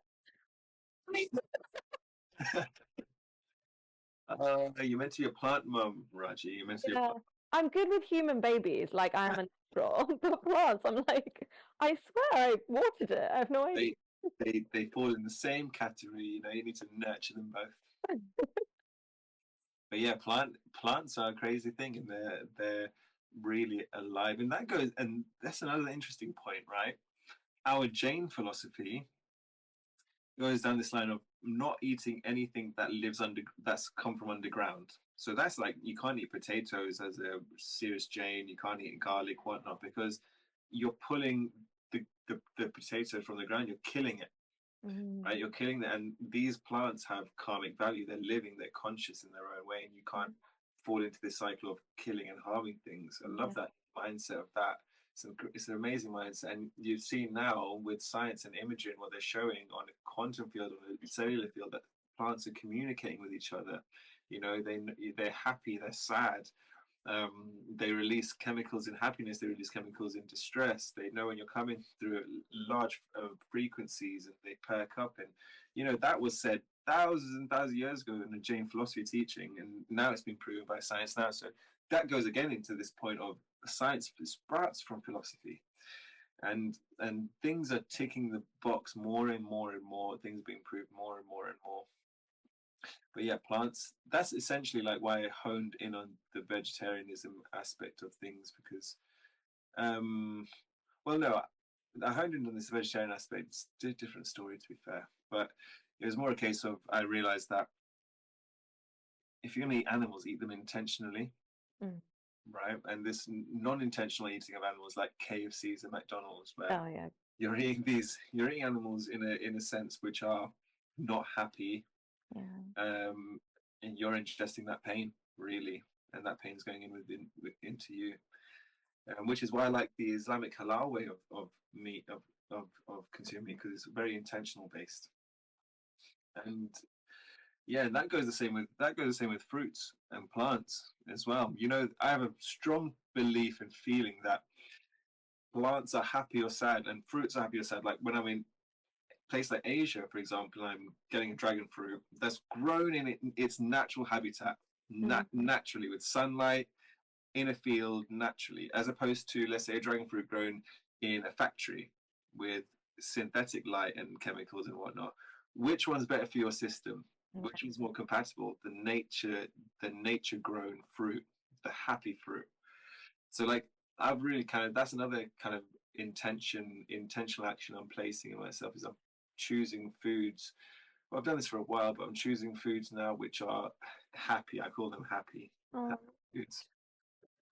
I like that. Because you are what you eat, right? And it goes, eat happy. Otherwise, if you eat unhappy foods, and that's not just meat, so that's going to fruit level, that's going to vegetation level, then I guess that goes in to you.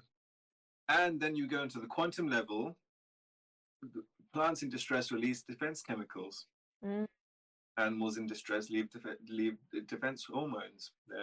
You know, where is that going? It's going into us, right? Yeah. And then that's affecting our quantum field and our ability, and we might seem to think, why am I feeling this way or feeling down? Are we, you know, is the energy of this food we're putting into us just offsetting our natural line of energy? So you got to be really intentional with the food you eat, basically. Yeah. Yeah. Yeah. That actually, I really like that, because that kind of relates to some of the stuff I've been learning in the quantum circadian stuff, where you should be eating food grown in the same light environment that you're exposed to, because your mitochondria is getting that light, like if I go outside, and then if I'm eating something that was like grown in Thailand, shipped to wherever and come here, the barcodes aren't matching.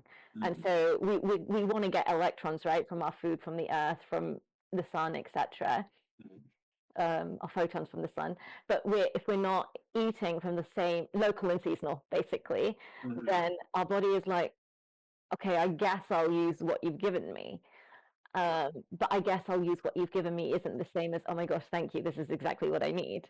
Yes. Yeah. And seasonal is another big thing, right? Because our ancestors would eat seasonally, but now we get food, off-season foods in the wrong season, and we're putting that into our systems. That's another thing. When you go towards a more nature approach, you're eating foods that are grown at the time you're living, at the present moment, right? You're eating the plants that only grow in these months rather than the other months. And that, like you said, on a quantum level is now matching to your mitochondria and you're on a cellular level, because we are attuned, we are on the same line, we're on the same energetic path level as these things, and we're ingesting these things and it's aligning with us the best most. But this is very woo-woo talk, so I don't know. I don't know if it is. I don't think real. It's so authenticated. I think even in the quantum circadian space, there is actually a lot of data, and it's again one of those things of there is data, and how much of it is easily accessible and is easy to read, and do people have access to? Because I was talking to someone who calls herself a quantum clinician, and she works mainly in women's health, fertility, hormones, etc., but using all the kind of mitochondrial stuff as her pathway to helping people heal themselves. And she was saying that there was an IVF clinic that realized they weren't getting great outcomes, and so they funded this research to look at the impact of the artificial light, these isolated, more blue light bulbs that we have in all of our homes, on the fertility outcomes. And they actually found that red light was better, so they switched out all their lighting. And now I've not read this paper myself. If anyone wants to go find it and read it, please do. But I trust that she has read it, and that's what it shows. It makes total sense. We're not supposed to be exposed throughout the day to these single, blue light dominant lighting. It's just and the same type of lighting, right? Because we evolved with the sun, and therefore infrared in the mornings and then UV throughout the day, and the more, so there's a whole lighting piece. Maybe we need to switch out all the lighting in our clinics, and yeah, that just goes to why you feel more connected to the ground in these other places, because you're getting real sunlight and you're getting real weather and nature. You're not getting clouds, really. You're not feeling like you're indoors, you're outdoors, you're exposing yourself to the weather. I guess that's what you have to try and implement in somewhere here where it's cold, because even getting out in the cold in the winter is good. Like I found when I came back from India in January, I'm now gone from this summery aspect to winter. January, terrible month in London, England, cold. But actually, I said to myself, this is what my body needed, this moment of introspection. I'm actually really enjoying going within now in this winter season, in this last month or two of it, because I don't have to put myself externally anymore. I don't have to go to this place or go out here and whatnot. And I guess ancestrally, the winter months were used to introspect and go within and have this moment where you don't have to go out and there's not events going on, this etc. So actually I really enjoyed this moment of winter, and that goes again to our whole seasonal matching of ourselves and our mitochondria, and winter's winter and summer's summer. And don't get me wrong, we need a little bit of sun throughout the winter months, that's for sure. And it gets we need sun the whole time. We have been designed so we're completely out of whack, but we work with what we've got. Yeah. And look, if you think about it, unless you believe in the whole it's a whole another world. This cloud seeding chemtrail type thing, right? Right. Okay. And they're covering the clouds are being made, which I think they are in certain countries. I do believe Yeah. that. But this is, wherever you are is nature, Yeah. right? So even if there is no sun and it's cloudy, it's still Mother Nature. Mm-hmm.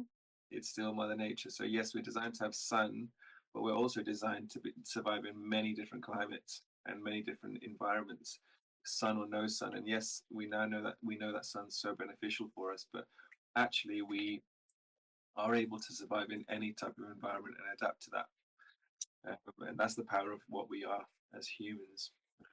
Yes, some things are better than others, but at the same time, so I try to live by like, yes, there's not much sun here, but at the same time, it's Mother Nature. It's how Mother Nature wants it to be right now. Yeah. I'm just gonna let her be moody with clouds. Yeah. Love it. Love it. Love it. Love it.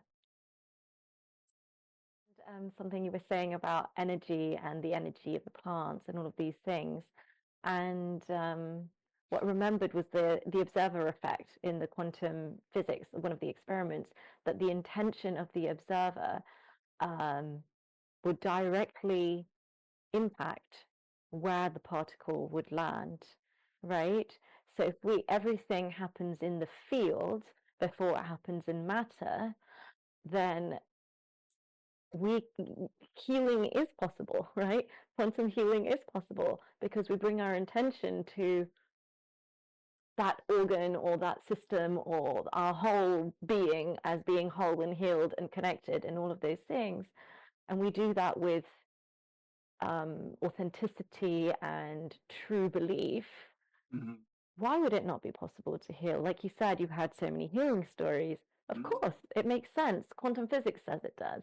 It does, yeah. And another interesting point that quantum physics was sprouted from the Buddhist philosophical approach of intention, right? And intention in Buddhism is like such a strong frequency of energy. It's like they say that intention's not an unheard or unseen thing. Like intention's really important. Like if you give a gift to someone for their birthday, but you gave it just mechanically, it means nothing, right? The intention needs to be there. Intentionality is like this unseen godlike energy, basically. And to us, naturally, we think, oh, what's in my mind is in my mind. What I'm thinking is no one knows, but they do. It's not unheard or it's not unseen. Yeah. And like now you're saying, quantum mechanics is now, physics is now showing that intention on a cellular quantum level is creating these frequencies of, these outward frequencies to be able to allow you to have whatever you want through intention. So like that's the maybe the definition of the law of manifestation, right? Mm. You have conviction to your intention. You create the right environment in your body and around you to manipulate what you want and what you desire. So yeah, again, intention. What you're saying, hugely important thing. It's not unseen. It's not unheard. I learned that when I did my Vipassana meditation retreat too. Like he in the discourse that he talks about intention, and he was like, the idea of intention is super powerful. It's a super powerful thing. So don't do anything with negative or bad intention. And if you're going to do something without the intention, just don't do it at all. Yeah. That's another value I try to live by, right? I think it's a great way to live. Yeah. Yeah. Amazing. Okay, so 5 tips for a patient that wants to explore the world of biological dentistry. What are 5 at-home tips they can implement? Like, Be aware of your breathing. mm-hmm, Let's get you nose breathing and not mouth breathing. mm-hmm, Obviously, when we're asleep, it's a subconscious thing, but when we're awake, mm-hmm, we have control. So be conscious of that. Number one. Switch out your fluoride, alcohol, nuking mouthwashes and toothpaste, right? Use more biocompatible, soothing things like hydroxyapatite and coconut oil pudding is good. mm-hmm. Coconut oil pudding, another Ayurvedic, I know. right? Tongue So scraping. lots of tongue scraping is a huge one. So that's number 3, tongue scraping. But Yeah. another thing sprouted in philosophical ancient philosophical healing. I think nutritionally is a big one. Yeah. You know, and for an umbrella, it's basically what everyone knows. Just try and reduce or not consume the foods that dissolve in your mouth because they're heavily processed. That's actually really good. Don't have the white breads that it feels like you're not eating anything and you can eat a whole loaf because your mouth and motor function of your chewing is not telling your brain that you've had enough, so you keep eating it. Like the crisps that dissolve on your tongue. Just try and avoid that and try and eat some more real food, single ingredient food, and microbiome and all that. So nutrition, simple. It's simple. It's we eat hard, and that goes for bread too, right? Eat sourdough, hard baked, cooked bread. You know, crunchy bread. That's good. You know, that's actually sourdough is actually good for your microbiome. Has good microbes in it. You can eat bread, but just don't eat the Hovis. The white bread is terrible. It's like the devil's food. That hydrate. Simple, another simple one for us all. Just hydrate. Eat well, hydrate. Clean your teeth with some, you know, non-harmful stuff, and breathe through your nose. Love it. Breathe. Love it. And 5 things you would say to a dentist who maybe is newly qualified, who wants to explore this field but is too hard, or feels too scared, or feels like people will judge them. What are the 5 steps or 5 mindset shifts you would invite them into to make it more possible for them to feel like they've got what it takes? Difficult because there's not so much information out there for a new dentist to be able to learn. Like there's no course or anything. What I would suggest is, I think you've got to really live this life. Yes. If you want to promote this work and do this work passionately, you've got to live this life. So what that means to you is exactly what we've spoken about this whole chat. Yeah. You know, on a means of being as natural as possible, being healing to your body, questioning. So that's a good one because this field we're in, this biological field, is a field of questioning and going against the status quo. So question is number 1. I mean, I don't know, I probably don't have 5, but reach out to people like us if they want help or any advice. That's a good one. So people that are doing the work. Conferences are probably a great way to network with like-minded people like us, right? So you're going to find a group of people in the holistic healing world in a conference, and your doors open in that sense if you want to get into biological dentistry. I think main one is just live it. Live the life.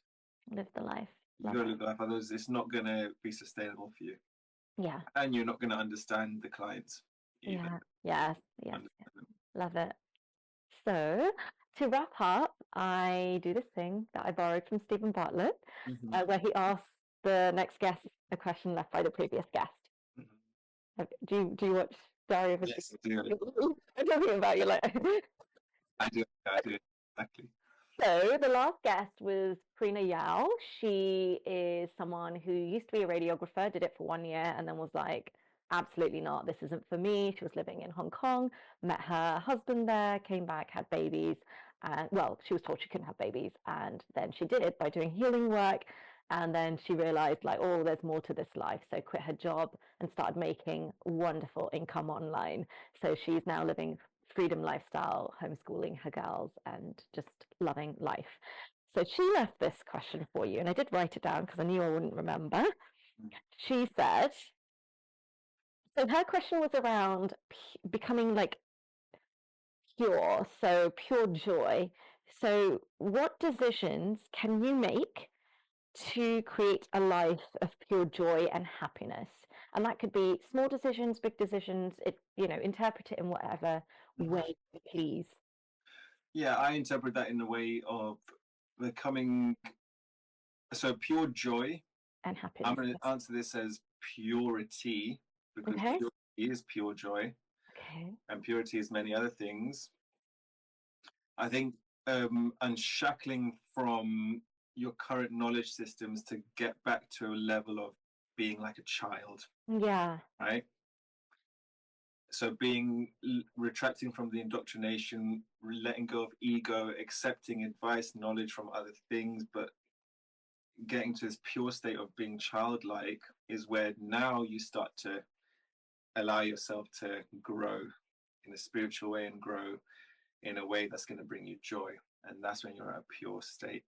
So I think trying to unshackle from the constructs and indoctrinations and whatnot of your life to become to a state of non-ego, ready to take in, and it's at that point you can really start to experience pure joy. Love it. Yeah. Yeah. I love the reminder to be in our childlike essence and just be. Children, just imagine children, you know, last thing, interestingly, my brother told me this the other day, and he was like, imaginary friends. Yeah, I still have them. Okay, you still have them, in absolute sense, right? But are imaginary friends really imaginary to children? Or are children Yeah. so pure that they're able to see and Yeah. things that we can't see because we are become less pure as we are Yeah. instructed by experience in the world? So he was like, why is this phenomenon of children having imaginary friends and believe that they're so real? Is Yeah. children in this the idea of a pure state of a child enables you to connect into different levels of frequencies and whatnot. Yeah. Is that level of being childlike again, right? Yeah. And obviously you, because you're fully connected like that, you just would never let go of your imaginary friends. No. Everywhere. You literally don't even want. You would even be like, Rodney, this is just too weird. I will tell you one day about all my little friends. Okay, I like that. Love it. What question would you like to leave for the next person, not knowing who they are? And it doesn't have to be health or wellness, it could be anything. Oh, gosh. I could probably think of one and tell you later, but I can tell you one now. Yeah. I guess one thing I find interesting in people, interesting to know, is what do you believe was a moment of transition for you? So an experience, and transition doesn't have to mean a transition into spiritual world. It means a transition into maybe your behavior or a change in your life or something, how you see the world differently, how you undertake tasks differently. But what was a moment that you feel was transitional for you to become the person you are today? Love it. Very good. Very nice question. So, Thank you so much. Thank you for anyone who made it this far. I should have said this at the beginning, but please do subscribe because we need subscribers. We need subscribers, not because we need subscribers, but because the conversations in this channel are amazing. Like that was such an incredible conversation. yeah. I really needed that, Yeah. That was great. I'm so passionate about my job now. Like, right. We're doing magical things. It's amazing. And yeah, some of the other conversations have been wonderful by actually really well-renowned people. So don't let yourself miss out. It's free gold. Like subscribe, like, comment, share. I always forget to say that stuff. So thank you so much, everybody. I am going to say goodbye. Jay's going to say goodbye. Thank you. I'm really grateful.